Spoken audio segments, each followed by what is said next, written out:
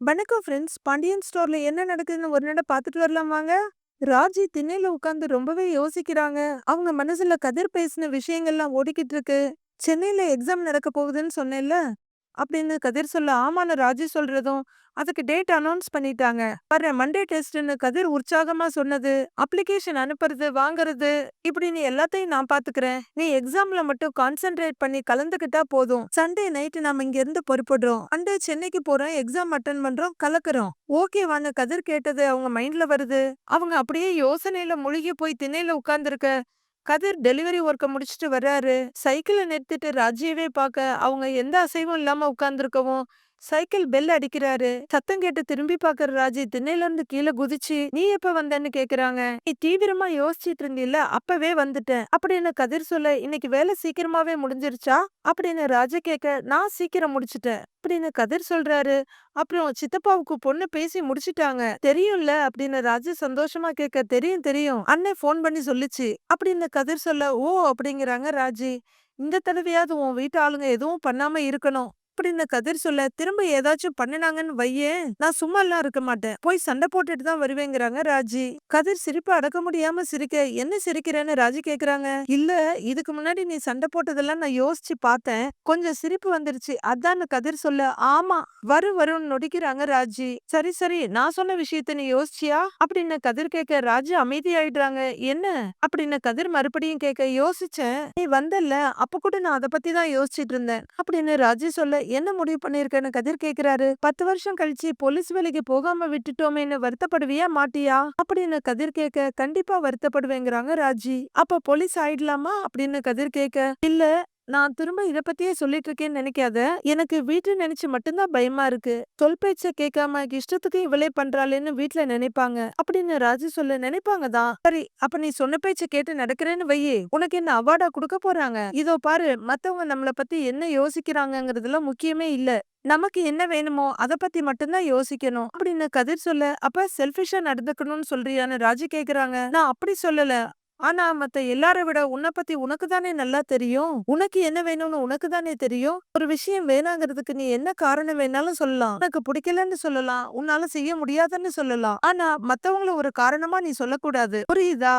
இதோ பாரு, வீட்ல என்ன பிரச்சனை வந்தாலும் நான் பாத்துக்கிறேன். உன்னை யாருமே எதுவுமே சொல்லாத மாதிரி நான் பாத்துக்கிறேன். வாய்ப்பு கதவை தட்டிக்கிட்டே இருக்காது. எப்பவாவது ஒரு தடவை தான் வரும். அப்படி வர்ற வாய்ப்பை கப்பன புடிச்சுக்கணும். இல்லன்னு வச்சுக்கோயேன், மறுபடியும் அந்த வாய்ப்பு வராமலே கூட போயிடும். நீயும் அன்னைக்கு கிடைச்ச வாய்ப்பை தவற விட்டுட்டோமேன்னு வாழ்க்கை முழுசும் வருத்தப்பட்டுட்டே இருக்க மாதிரி இருக்கும். இங்க பாரு, உனக்கு இன்னும் டைம் வேணும்னாலும் எடுத்துக்கோ. காலையில வரைக்கும் கூட டைம் எடுத்துக்கோ. ஆனா ஒரு கரெக்டான முடிவு எடு அப்படின்னு கதிர் சொல்ல, அதுவரையில அமைதியாவே பாத்துக்கிட்டு இருந்த ராஜு, இல்ல எனக்கு டைம் எல்லாம் வேண்டாம் அப்படின்னு சொல்ல, முடிவு பண்ணிட்டியான்னு கதிர் கேட்க, அப்படின்னு ராஜு தலையாட்டுறாங்க. என்ன முடிவு அப்படின்னு கதிர் கேட்க, நான் இந்த வீட்ல கொஞ்ச நாளா தான் இருக்கேன். ஆனா எல்லா டைம்லயும் இந்த வீடு என் கூட நின்றுருக்கு. நான் எடுத்த சில முடிவுகள் பிடிக்கலன்னு ஆரம்பத்துல சொல்லியிருக்காங்க. ஆனா போக போக எல்லாரும் மனச மாத்திக்கிட்டு என் கூடவே தான் இருந்திருக்காங்க. அதே மாதிரி இந்த தடவை நிப்பாங்கன்னு நான் நம்புறேன். நான் போலீஸ் ஆகுறேன்னு ராஜு சொல்றாங்க. உடனே சந்தோஷமா சிரிக்கிற கதிர், குட், நல்ல டெசிஷன். ஏய், இந்த முடிவுல இருந்து மாற மாட்டல்ல அப்படின்னு கதிர் கேட்க, மாட்டேங்கிறாங்க ராஜி. பின்வாங்க மாட்டியே அப்படின்னு கதிர் கேட்க, மாட்டேங்கிறாங்க ராஜி. இதுதான் நல்ல பிள்ளைக்கு அழகு. நாம எக்ஸாம் எழுதுறோம், பிசிக்கல் எக்ஸாமினேஷன்ல கலந்துக்கிறோம், போலீஸ் ஆகுறோம் அப்படின்னு கதிர் சொல்ல, ஆகுறோம் அப்படின்னு ராஜியை ஒத்து சொல்றாங்க. எங்க முடிவை கிடிவே மாத்திருவியோ, மறுபடியும் மோட்டிவேஷனை ஸ்டார்ட் பண்ணணுமோன்னு நினைச்சு யோசிச்சுக்கிட்டே வந்தேன். பரவாயில்ல, நல்ல முடிவு தான் எடுத்திருக்க. சரி, நான் உள்ளர போறேன்னு பேக தூக்குறாரு கதிர். ஒரு நிமிஷம் அப்படின்னு ராஜு சொல்ல, திரும்ப நின்னு என்னன்னு கேக்குறாரு. தேங்க்ஸ்னு ராஜு சொல்ல, தேங்க்ஸா, எதுக்கு தேங்க்ஸ் அப்படின்னு கதிர் கேட்க, எனக்கு சப்போர்ட் பண்றதுக்கும் என் கூட நிக்கிறதுக்கும் அப்படின்னு ராஜு சொல்ல, லைட்டான ஸ்மைலோட உள்ளர போடுறாரு கதிர். பாவம் மயிலு அவங்க ரூம்ல இருக்க பெட்ல உட்கார்ந்து புலம்புறாங்க. ஐயோ, இல்லாத சர்டிபிகேட் நான் எங்க இருந்து எடுத்துட்டு வருவேன்? இந்த நேரத்துல எங்க அம்மா என்ன இங்கிலீஷ் லிட்ரேச்சர் படிச்சிருக்கேன்னு சொன்னுச்சோ, அப்போ ஆரம்பிச்சது பிரச்சனை. சர்டிபிகேட் இல்ல, ஸ்கூல்ல இருந்து மாமா கிட்ட வேற பேசுறேன்னு சொல்லியிருக்காங்க. ஐயோ, இப்ப நான் என்ன பண்ணுவேன்? நல்லா மாட்டிக்க போறேன் அப்படின்னு மயிலு புலம்பிட்டு இருக்க, ரொம்ப ஜாலியான மூட்ல வர்ற சரவணன் கதவை லாக் பண்ணிட்டு, மயிலு அப்படின்னு விசில் அடிச்சுக்கிட்டே வர்றாரு. பக்கத்துல வந்து உட்காந்துட்டு மயிலுன்னு கூப்பிட, மாமாங்கிறாங்க மயிலு. என்ன இவரு யோசனையில இருக்கேன்னு சரவணன் கேட்க, அது ஒண்ணும் இல்ல மாமா, உங்களை இன்புட்டு நேரம் காணுமா, அதான் யோசிச்சுட்டு இருந்தேன் அப்படின்னு மயிலு சொல்ல, அவங்க தோல்ல கைய வச்சுக்கிட்டு, என்னோட மயிலு என்ன பத்தி தான் யோசிப்பேன்னு எனக்கு நல்லா தெரியும். தங்க மயிலு அப்படின்னு அவரோட கன்னத்த புடிச்சு கொஞ்சுறாரு சரவணன். எல்லாருமே சேர்ந்து மாமாவை கொஞ்சம் ஓட்டிட்டு இருக்கோம். தான் வர்றதுக்கு லேட் ஆயிடுச்சுன்னு சரவணன் சொல்ல, பரவாயில்ல மாமாங்கிறாங்க மயிலு. இந்த வரனாவது மாமாவுக்கு அமைஞ்சா நல்லா இருக்கும் அப்படின்னு சரவணன் சொல்ல, ஆமா மாமா நான் அந்த சாமி கிட்ட வேண்டிக்கிட்டேன்னு மயிலு சொல்ல, எந்த சாமி கிட்ட? நம்ம 2 பேரும் கல்யாணத்துக்கு முன்னாடி ஒரு கோவில்ல மீட் பண்ணோமே, இந்த சாமி கிட்டயான சரவணன் கேட்க, ஆ அதே சாமிதான் அப்படின்னு மயிலு சொல்ல, மயிலு அந்த சாமி ரொம்ப சக்தி வாய்ந்த சாமி. நம்ம கல்யாணம் நல்லபடியா நடக்கணும். நீயும் நானும் சந்தோஷமா இருக்கணும்னு நான் அந்த சாமி கிட்ட தான் வேண்டுனேன். வேண்டின மாதிரி நல்லபடியா நடந்துருச்சு அப்படின்னு சரவணன் சொல்ல, ஏன் மாமா நீங்க சந்தோஷமா இருக்கீங்களா அப்படின்னு மயிலு கேட்க, ஆமா சந்தோஷமா தான் இருக்கேன். ஏன் ஏன் அப்படி கேக்குறேன்னு சரவணன் கேக்குறாரு. மயிலு ஒண்ணும் பேசாம தயங்கிட்டு இருக்க. மயிலு என்னன்னு அவரே கேக்குறாரு. நான் சந்தோஷமா இல்ல மாமா அப்படின்னு மயிலு சொல்ல, என்னாச்சு மயிலு நீயே சந்தோஷமா இல்லன்னு அதிர்ச்சியோட கேக்குறாரு சரவணன். இல்ல உங்களுக்கு பிடிச்ச மாதிரி விதவிதமா சமைச்சு போடாம உங்களுக்கு மத்தியான சாப்பாட குடுத்து விடாம நான் சந்தோஷமாவே இல்ல மாமா அப்படின்னு மயிலு நகத்தை கிள்ளிக்கிட்டு இருக்க. அம்புட்டு தானா நான் கூட என்னமோ ஏதோன்னு நினைச்சு பயந்துட்டேன் அப்படிங்கிற சரவணன் ஒரு கைய பிடிச்சு மடியில வச்சுக்கிட்டு இன்னொரு கையை நீட்டி வாங்க மயிலு அவரோட தோல்ல சாஞ்சிக்கிறாங்க. ஆமா இன்னைக்கு கூட நான் எங்க அம்மாவுக்கு ஃபோன் பண்ணி புலம்பிக்கிட்டே இருந்தேன். வேலைக்கு போறதுல இருந்து உங்களை கவனிக்கவே முடியலன்னு சொன்னேன். புருஷனை கூட பாத்துக்க முடியாது. அப்படி என்னடி வேலை? பேசாம அந்த வேலையை விட்டுருன்னு அம்மா சொன்னாங்க அப்படின்னு மயிலு சொல்ல, தோல்ல இருந்த கையை எடுத்துக்கிறாரு சரவணன். ஏன் மாமா நான் வேலையை விட்டுறவான்னு மயிலு கேக்குறாங்க.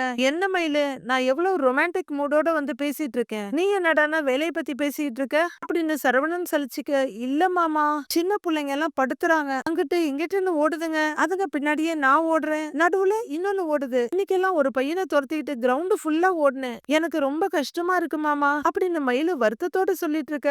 ஜாலியா சிரிச்சிட்டு இருக்காரு சரவணன். பேசாம நான் வேலையை விட்டுட்டு வீட்டோட இருந்துடவா அப்படின்னு மயிலு கேட்க, மயிலு இது அப்பா வாங்கி கொடுத்த வேலை விடக்கூடாது. அப்பா மனசு வருத்தப்படும்ல அப்படின்னு சரவணன் சொல்ல, மாமா உங்களுக்கு குழந்தைங்கன்னா பிடிக்குமான்னு மயிலு கேக்குறாங்க. என்ன மயிலு இப்படி கேட்டுட்ட? ரொம்ப பிடிக்கும் அப்படின்னு சரவணன் சொல்ல, எனக்கும் ரொம்ப பிடிக்கும் மாமா அப்படின்னு மயிலு சொல்றாங்க. இப்பதான் ஸ்கூல்ல படிக்கிற குழந்தைங்க பாடா படுத்துறாங்கன்னு சொன்ன அப்படின்னு சரவணன் கேட்க, ஆஹா அது அடுத்தவங்க பிள்ளைங்க மாமா நம்ம குழந்தைய பத்தி பேசுறேன் அப்படின்னு மயிலு சொல்ல, நமக்கேது மயிலு குழந்தைன்னு சரவணன் கேக்குறாரு. ஆமா அது இல்ல மாமா இதுவரைக்கும் இல்ல. ஆனா இனிமே வரும்ல அப்படின்னு மயிலு கொஞ்சம் வெக்கத்தோட சொல்ல, வரும் தான் வரும்னு சரவணனும் கொஞ்சம் சந்தோஷமா சொல்றாரு. எப்ப மாமான்னு மயிலு கேட்க, தெரியலையே அப்படின்னு சரவணன் சொல்றாரு. ஏன் மாமா கொஞ்சம் சீக்கிரமாவே குழந்தை பெத்துக்கலாமா அப்படின்னு மயிலு கேட்க, உனக்கு எப்ப வேணும்னு ஆசைப்படுறியோ அப்பவே பெத்துக்கலாம் மயிலுங்கிறாரு சரவணன். எதுக்கு சொல்றேன்னா வயசு இருக்கும் போதே பெத்துக்கலாமாமா. வேலையை விட்டுடுறேன். அதுக்கப்புறம் குழந்தைய பாத்துக்கிட்டு வீட்டோடவே இருந்துடுறேன் அப்படின்னு மயிலு சொல்ல, என்ன மயிலு நீ அதுக்கே இப்பவே வேலையை விடணும்? எத்தனையோ பேர் பிரெக்னெண்டா இருக்கும்போது வேலைக்கு போயிட்டு தானே இருக்காங்க. வளைகாப்பு முடிஞ்சு லீவு போட்டுக்கோ. அதுக்கப்புறம் குழந்தை பெற்றதுக்கு அப்புறம் கொஞ்ச நாள் கழிச்சு நீ வேலைக்கு போய்க்கோ அப்படின்னு சரவணன் சொல்ல, ஆ அப்படின்னு வெறுப்பா தலையாட்டுறாங்க மயிலு. அம்மா இருக்காங்கல்ல அவங்க பாத்துக்குவாங்க மயிலு அப்படின்னு சரவணன் சொல்ல, ஐயோ இந்த ஐடியாவும் ஒர்க் அவுட் ஆகலையே அப்படின்னு வருத்தமா மயிலு உட்கார்ந்துருக்க. அப்புறம் மயிலு சின்ன பிள்ளைங்களுக்கு பாடம் சொல்லி கொடுக்கறதுல இன்னொரு நல்ல விஷயமும் இருக்கு. நீ பிள்ளைங்களோட பழகி பழகி பிராக்டிஸ் ஆயிடுச்சுன்னு வச்சுக்கோயே, நம்ம குழந்தைய வளர்க்கறதுல உனக்கு எந்த கஷ்டமும் இருக்காது அப்படின்னு சரவணன் சொல்ல, சர்டிபிகேட் கேக்குறாங்க மாமா அப்படின்னு மயிலு சொல்றாங்க. சர்டிபிகேட் விஷயத்துல நீ எப்பவும் கவனமா இருந்திருக்கணும். தொலைச்சிட்ட உடனே டூப்ளிகேட்டாவது வாங்கியிருக்கணும். அதுவும் பண்ணல. இது எல்லாமே தப்பு தானே? வேலைக்கு போற இடத்துல அதெல்லாம் கேட்பாங்க தான். எப்படியாவது ஏற்பாடு பண்ணி தான் ஆகணும். ஏற்பாடு பண்ணுவோங்கிறாரு சரவணன். மாமா திங்கக்கிழமைக்குள்ள சர்டிபிகேட்ட கொடுத்தாகணும்னு சொல்றாங்க அப்படின்னு மயிலு சொல்ல, திங்கக்கிழமைக்குள்ளயா? சரி உங்க வீட்ல தேடி பார்க்க சொல்லு. அதாவது ஜெராக்ஸ் காப்பி வச்சிருப்பாங்கல்ல அத கொண்டு போய் நீ ஸ்கூல்ல கொடு வாங்கிப்பாங்கங்கிறாரு சரவணன். போங்க மாமா உங்களுக்கு என் கஷ்டம் புரியவே இல்ல அப்படின்னு மயிலு சொல்ல, உனக்கு தான் என் கஷ்டம் புரியல. ராத்திரி நேரம் பெட்ரூம்ல புருஷனும் முன்னாட்டியும் தனியா இருக்கிற வேண்டிய நேரத்துல பேசுற பேச்சா இது? நான் ரொமான்டிக்கா பேசுறேன் நீயும் ரொமான்டிக்கா பேசணும் இல்ல மயிலு அப்படின்னு சரவணன் சொல்ல, மயிலு அப்படியே உட்கார்ந்து இருக்காங்க. சரி மாமா உனக்காக ஒரு பாட்டு பாடவா அப்படின்னு கேட்க, அப்படின்னு தலையாட்டுறாங்க மயிலு. உடனே சரவணன் பாட ஆரம்பிக்க கொஞ்ச நேரத்திலேயே மயிலு ரொம்பவே கஷ்டப்பட்டு, ஆஹா சூப்பர் நல்லா இருக்குங்கிறாங்க. நல்லா இருக்குல்ல மயிலு எனக்கு இந்த பாட்டு பாதி தான் தெரியும் வேற பாடுற. அன்னைக்கு பாடும்போது அந்த பாட்டு ரொம்ப பிடிச்சிருக்குன்னு சொன்னில அப்படிங்கிற சரவணன் வேற ஒரு பாட்டை பாட மயிலு கொடுமையேன்னு பாத்துக்கிட்டு கஷ்டப்பட்டு சிரிக்கிற மாதிரி நடிச்சிட்டு இருக்காங்க. சரவணன் ரொம்ப ரசிச்சு இனிமையா பாடுறதா நினைச்சு பாடிட்டு இருக்காரு. அப்பப்போ மயிலோட கண்ணத்தை பிடிச்சி செல்ல கிள்ளல் வேற. மறுநாள் பொழுது விடியுது. கதிரும் ராஜி கிரவுண்ட்ல ஆப்போசிட் ஆப்போசிட் உட்கார்ந்து இருக்காங்க. கதிர் ராஜியவே பாத்துட்டு இருக்க. என்னன்னு ராஜி கேக்குறாங்க. ராத்திரி தான் அவ்வளோ தெளிவா பேசின. போலீஸ் ஆகியே தீர்வேன்னு உறுதியா சொன்ன. இப்ப என்ன டல்லா இருக்கன்னு கதிர் கேட்க, டல்லாலாம் இல்ல. பிராக்டிஸ், காலேஜ், டியூஷன், படிப்பு, எக்ஸாம்ஸ், பிரிப்பரேஷன் நெறைய இருக்கு. எல்லாத்துக்கும் எப்படி டைம் ஒதுக்குறதுன்னு யோசிச்சுட்டு இருக்கேன். அப்படின்னு ராஜு சொல்றாங்க. இப்பவே காலேஜ், பிராக்டிஸ், டியூஷன், படிப்புன்னு எல்லாத்தையுமே தானே பாத்துட்டு இருக்க. மிச்சம் இருக்கிறது எக்ஸாம் பிரிப்பரேஷன் மட்டும் தானே. ஈவினிங் கிச்சனுக்குள்ள போய் பாத்திரத்தை உருட்டுறல, அந்த நேரத்துல படிங்கிறாரு கதிர். இப்ப சமைக்க வேண்டாமான்னு ராஜு கேட்க, யாரு நீ சமைக்கிற? ஆ அப்படின்னு கதிர் நம்பாம கேட்க, இல்ல அத்தைக்கு ஹெல்ப் பண்றேன்ல அப்படின்னு ராஜி சொல்ல, அத ஒரு வாரத்துக்கு பண்ண முடியாதுன்னு சொல்லு, முக்கியமான எக்ஸாம் இருக்குன்னு சொல்லு, கண்டிப்பா புரிஞ்சுப்பாங்க அப்படின்னு கதிர் சொல்ல, ஓகேன்னு அரை மனசா சொல்றாங்க ராஜி. அவரு பேக்ல இருந்து கொஞ்சம் பேப்பர்ஸ் எடுக்க, என்ன இதுன்னு ராஜி கேக்குறாங்க. எக்ஸாம் எப்படி இருக்கும், என்ன மாதிரி கேள்வி எல்லாம் கேட்பாங்க, இதுக்கெல்லாம் நைட்டு கொஞ்சம் ப்ரௌஸ் பண்ணி மெட்டீரியல்ஸ் எல்லாம் கலெக்ட் பண்ணி வச்சிருக்கேன் அப்படின்னு கதிர் சொல்ல, அதிர்ச்சி ஆகுற ராஜி.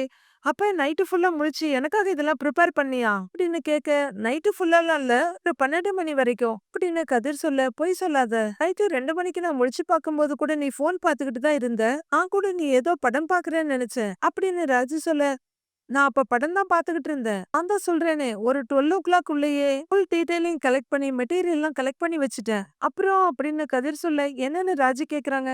ரிட்டன் டெஸ்ட் 2 இருக்குமா, ஒன்னு தமிழ், இன்னொன்னு ஜிகே ஜெனரல் நாலேஜ். தமிழ்ல 100க்கு 40 வாங்கினா பாஸ். நீ எப்படியும் ஒரு 85 to 90 வாங்குறதுக்கு ட்ரை பண்ணு, கண்டிப்பா முடியும்னு கதிர் சொல்ல, அந்த அளவுக்கு என்ன நம்பாத அப்படின்னு ராஜு சொல்ல, அதெல்லாம் நீ கண்டிப்பா வாங்குவ. அடுத்ததா மெயின் ரிட்டன் எக்ஸாம், இதுல மேக்ஸிமம் ஜெனரல் நாலேஜ் கொஸ்டின்ஸ் மட்டும் தான் இருக்கும் அப்படின்னு கதிர் கேட்க, அப்படின்னு ராஜியும் கேக்குறாங்க. லாஸ்ட் 20 இயர்ஸ்ல என்னெல்லாம் கேட்டிருக்காங்களோ அதெல்லாம் ஒரு புக்கா பப்ளிஷ் பண்ணிருக்காங்க. அது நம்ம லைப்ரரியிலேயே இருக்கான்னு பாக்குறேன், இருந்தா எடுத்துட்டு வரேன், இல்லனா வாங்கிக்கலாம் அப்படின்னு கதிர் சொல்ல, இவ்ளோ தகவல் கலெக்ட் பண்ணி வச்சிருக்கியா அப்படின்னு ராஜு திகைச்சு போய் கேக்குறாங்க. ஒரு வாக்கு கொடுத்தா அதை நிறைவேற்றத்துக்கு என்னெல்லாம் பண்ணணும்ல அப்படின்னு கதிர் சொல்லிட்டு இருக்கு. அந்த பக்கமா வாக்கிங் வர்ற பாண்டியன் இவங்க 2 பேரையும் பாக்குறாரு. சரி வா, இதெல்லாம் வீட்ல போய் பாத்துக்கலாம், வா நீ இப்ப ஓடு அப்படின்னு சொல்லிட்டு கதிர் பேப்பரை உள்ளர வைக்க, சரி போலாம், என்னன்னு சொல்லிட்டு சென்னைக்கு போறது அப்படின்னு ராஜு கேட்க, அதுக்கு ஒரு ஐடியா வச்சிருக்கேங்கிறாரு கதிரு. என்ன ஐடியான்னு ராஜு கேட்க, அதெல்லாம் இப்ப சொல்ல மாட்டேன், டைம் வரும்போது சொல்றேங்கிறாரு கதிரு. இப்ப சொன்னா என்னவா அப்படின்னு ராஜு கேட்க, இப்ப சொன்னா 1000 சந்தேகம் நீ கேப்ப, நேரம் வரும்போது நானே சொல்றேன், இப்ப ஓடுறதுல மட்டும் நீ கான்சென்ட்ரேட் பண்ணு, வா ஓடு, வா அப்படின்னு எழுந்து கதிர் கைய கொடுக்க, ஒரு கைய புடிச்சிட்டு ராஜி எழுந்திருக்கிறாங்க. ஸ்டார்ட் பண்ணு அப்படின்னு கதிர் சொல்ல, ஸ்டார்டிங் பாயிண்ட்ல வந்து ராஜு நிக்கிறாங்க. ஆன் யுவர் மார்க் ஸ்டார்ட் அப்படின்னு கையில ஸ்டாப் வாட்ச் விட்டுட்டு கதிர் சொல்ல, பாண்டியன் பயங்கர ஃபியூரியஸா இத பாக்குறாரு.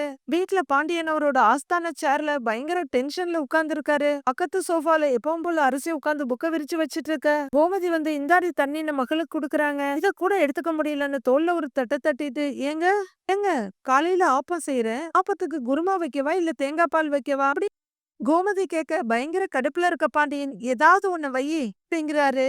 ஏங்க சொல்லுங்க அப்படின்னு கோமதி கேட்க, அதான் ஏதாவது ஒண்ணு வையன்னு சொல்றேன்ல, தினமும் என்னை கேட்டுட்டு தான் சமையல் பண்ற மாதிரி கேள்வி கேட்டுட்டு இருக்கவ அப்படின்னு பாண்டியன் சொல்ல, ஏங்க எதுக்குங்க எரிஞ்சு விழுறீங்க அப்படின்னு கோமதி கேட்க, வேண்டுதல், போடி போய் வேலையை பாப்பியா அப்படின்னு பாண்டியன் சொல்ல, அப்படின்னு புரியாம திருதிருன்னு இங்கேயும் அங்கேயும் பாத்துட்டு நிக்கிறாங்க கோமதி. இன்னும் இவரு யார் மேல இருக்க கோவத்தை என் மேல காட்டுறாரு அப்படின்னு கோமதி யோசிச்சுட்டு நிக்க, ராஜியும் கதிரும் வீட்டுக்குள்ள வர்றாங்க. பாண்டியனா ஒரு பார்வை பாக்குற கதிர், நீ உள்ள போன ராஜி கிட்ட சொல்ல, அவங்க ரூம்குள்ள போறாங்க. 2 பேரும் எங்க போயிட்டு வர்றீங்க அப்படின்னு பாண்டியன் கேட்க, ராஜியும் கதிரும் ஒருத்தர் பாத்துக்கிறாங்க. உங்களை தான் கேக்குறேன், 2 பேரும் எங்க போயிட்டு வர்றீங்க அப்படின்னு பாண்டியன் கேட்க, கிரவுண்டுக்கு அப்படின்னு கதிர் அப்ரப்டா சொல்றாரு.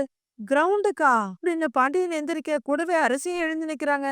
இலை, எத்தனை தடவை சொல்லியிருக்கேன் உங்க 2 பேருக்கும், ஓடுறது குதிக்கிறது கிரவுண்டுக்கு போறதெல்லாம் வேணான்னு அப்படின்னு பாண்டியன் ஹை பிச்சில கத்த, வீட்டுல இருக்க மத்த ஆளுங்களும் ஓடி வர்றாங்க.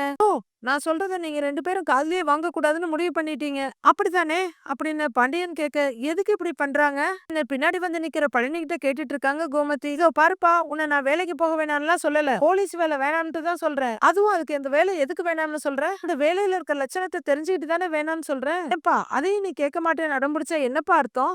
இவன் தான் திமிர் பிடிச்சவன், நான் எப்பவும் என்ன சொன்னாலும் கேட்கவே மாட்டான். ஏன்பா நீயும் நான் சொல்றது கேட்க கூடாதுன்னு முடிவு பண்ணிட்டியா அப்படின்னு ராஜு கிட்ட பாண்டியன் கேட்க, இல்ல மாமா அது அப்படின்னு ராஜு கொஞ்சம் பயத்தோடையும் தயக்கத்தோடையும் சொல்றாங்க. நான் தான் அவளை கிரவுண்டுக்கு கூட்டிட்டு போனேன், என்ன பேசுறதா இருந்தாலும் என்கிட்டயே பேசுங்கிறாரு கதிர். ஏய் கதிர், யார்கிட்ட என்னடா பேசிட்டு இருக்க அப்படின்னு கோமதி சத்தம் போட, அம்மா நான் எதுவும் தப்பா பேசலையேம்மா அப்படின்னு கதிர் சொல்றாரு. டேய் கதிர், அப்பா ஒண்ணு செய்ய வேணாம்னு சொன்னா அத கேளுடா. எதுக்கு எதிர்த்து எதிர்த்து பேசிட்டு இருக்க? அப்படின்னு சரவணன் சொல்றாரு. அண்ணே நீ கொஞ்சம் சும்மா இருண்ணே. நான் பேசிக்கிறேங்கிறாரு கதிரு. டேய் அதுக்கு இல்லடான்னு மறுபடியும் சரவணன் ஆரம்பிக்க. அண்ணே இருண்ணே அவன் பேசட்டும் அப்படின்னு செந்தில் சொல்ல, ஓஹோ! அப்படிங்கிற மாரி தலையாட்டுறாரு பாண்டியன். ஓ! அப்ப இந்த பிள்ளை ராஜி கிட்ட நான் பேசக்கூடாது, இதெல்லாம் பண்ணக்கூடாதுன்னு சொல்லக்கூடாது. அப்படித்தானே? அப்படின்னு பாண்டியன் கேட்க, இவகிட்ட மட்டும் இல்ல. யார்கிட்டயுமே இத பண்ணாதன்னு ஏன் சொல்லணும்? அப்படின்னு கதிர் கேட்க, எல்லாரோட முகத்தையும் ஜூம்ல கொண்டு வந்து காட்டிட்டு போறாங்க. ஏன்னா எல்லாரும் அதிர்ச்சியா இருக்காங்களாம். அவங்கவங்க இஷ்டத்துக்கு என்ன பண்ணணுமோ பண்ணிட்டு போகட்டுமே அப்படின்னு கதிர் சொல்ல, நல்லா இருக்குடா கதை. அப்படிலாம் விட முடியாதுடா. இது வீடு, குடும்பம், எல்லாரும் சேர்ந்து இருக்கிற இடம். இல்லை குடும்பத்துல ஒருத்தர் தப்பு பண்ண எல்லாரையும் பாதிக்கும்டா அப்படின்னு பாண்டியன் கத்த.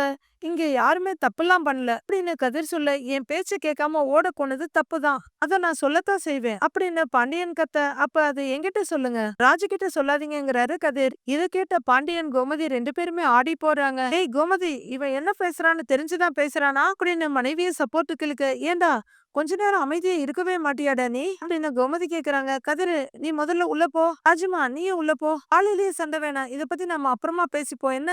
போங்கப்பா அப்படின்னு பழனி சொல்ல, எலை நான் பேசிட்டு இருக்கேன் உன் இஷ்டத்துக்கு அவங்கள உள்ள போ சொல்லுவியா அப்படின்னு பழனி கிட்ட பாயிறாரு பாண்டியன். ஏய் இன்னைக்கு இதுக்கு ஒரு முடிவு கட்டியே ஆகணும் அப்படின்னு கோமதி கிட்ட சொல்ற பாண்டியன், இங்க பாருப்பா ராஜி அப்படின்னு ஆரம்பிக்கிற ஒரு, ஓ உங்ககிட்ட நான் பேசக்கூடாதுல்ல தா துரை உத்தரவு போட்டிருக்காருல்ல அப்படின்னு பாண்டியன் சொல்ல, மாமா மாமா அப்படிலாம் எதுவும் இல்ல மாமா அப்படின்னு ராஜு சொல்ல, இல்லப்பா இனிமேல நான் உங்ககிட்ட பேசலப்பா, சாருகிட்டயும் நான் பேசிக்கிறேன் அப்படின்னு பாண்டியன் சொல்ல, தவிப்பா கதிர பாக்குறாங்க ராஜி.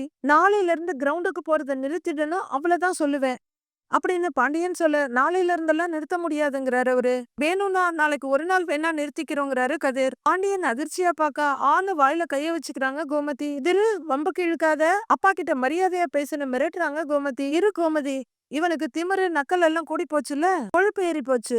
சொன்னதுக்காக நாளைக்கு ஒரு நாள் மட்டும் போக மாட்டாராம். இன்னும் போட்டனா அப்படின்னு கையவங்க இந்த பக்கம் சரவணன் டப்புன்னு புடிச்சுக்கிறாரு. டேய் சும்மாருடான கைய வெடுக்குன்னு புடுங்கிக்கிற பாண்டியன். கதிர பாக்க, நாளைக்கு நிறுத்துறதும் நீங்க சொன்னதுக்காக இல்ல, நானும் ராஜியும் ஒரு கல்யாண வீட்டுக்கு போறோம் அப்படின்னு கதிர் சொல்ல, குழம்பி போய் பாக்குறாரு பாண்டியன். கல்யாண வீட்டுக்கா அப்படின்னு கோமதி கேட்டுடுறாங்க. கல்யாணமா? யாருக்கு கல்யாணம் அப்படின்னு பாண்டியன் கேட்க, என்னோட க்ளோஸ் ஃப்ரெண்டோட கல்யாணம் அப்படின்னு கதிர் சொல்ல, அவனும் உன்னை மாதிரி யாரையாவது இழுத்துட்டு போய் கல்யாணம் பண்ண போறானோ அப்படின்னு பாண்டியன் படுநக்கலா கேக்குறாரு. ஐயோ அப்படிங்கிற மாதிரி கதிர் அந்த பக்கம் திரும்ப, அப்பா அத்தாவுக்கு தெரியாம கொஞ்சம் தூரம் திருச்சியா வேலை திருட்டு கல்யாணத்துக்கு சாட்சி கையெழுத்து போட கிளம்பிட்டியோ அப்படின்னு பாண்டியன் கேட்க, கல்யாணம் பையனுக்கு இல்ல பொண்ணுக்கு அப்படின்னு கதிர் சொல்றாரு. பொண்ணுக்கா? எந்த பொண்ணுக்குடா அப்படின்னு கோமதி கேட்க, என் கூட படிச்ச பொண்ணுமா, கல்யாணம் சென்னையில அப்படின்னு கதிர் சொல்ல, ஆ சென்னையிலயா அப்படின்னு மொழிய முட்டையாக்கி கேக்குறாங்க கோமதி. ஆமா நாளைக்கு நானும் ராஜியும் போறோம்னு கதிர் சொல்ல, அது என்ன போறோம் போகட்டுமான்னு கேட்க தெரியாதா அப்படின்னு பாண்டியன் கேட்க, போறதுன்னு முடிவு பண்ணியாச்சு, அப்புறம் எதுக்கு போகட்டுமான்னு கேட்கணும் அப்படின்னு கதிர் சொல்ல, திகைச்சு போற பாண்டியன் இந்த பக்கமா அந்த பக்கமா பார்த்துட்டு கோமதிய பாக்குறாரு. டேய் கதிரு அப்படின்னு சரவணன் ஒரு ஸ்டெப் முன்னாடி வர, ஏய் இரு பொறுடா அப்படிங்கிற பாண்டியன் திரும்பி, ஏண்டா அப்ப நீயா போலான்னு முடிவெடுத்துட்ட அப்படிதானே அப்படின்னு பாண்டியன் கேட்க, ரொம்ப க்ளோஸ் ஃப்ரெண்டு போகாம இருக்க முடியாதுல்ல அப்படின்னு கதிர் சொல்றாரு. இத பாருடா, நீ போக வேணாம்லாம் நான் குறுக்க வந்து நிக்கல, இந்த மாதிரி போகணுங்கிற விஷயத்த முன்னக்கூட்டியே சொல்றதுக்கு என்ன அப்படின்னு பாண்டியன் கேட்க, தப்புதான் மன்னிச்சிடுங்க, இனிமே எங்கேயாவது போறதா இருந்தா கண்டிப்பா முன்னாடியே சொல்லிடுறேன், ஆனா இந்த ஒரு வாட்டி மட்டும் போயிட்டு வந்துடுறோம் அப்படின்னு கதிர் சொல்ல, ஏண்டா இலை பக்கத்து தெருவுல ஏதாவது விசேஷம்னா கூட பரவாயில்ல, சென்னைக்கு போகணும்னா ட்ரெயின்ல தானே போகணும், இல்ல தக்கால போகணும்னாலும் கூட முன்னக்கூடியே டிக்கெட் எடுத்து வச்சிருக்கணும்ல அப்படின்னு பாண்டியன் கேட்க, பஸ்ல கூட போலாமே மாமாங்கிறாங்க மீனா.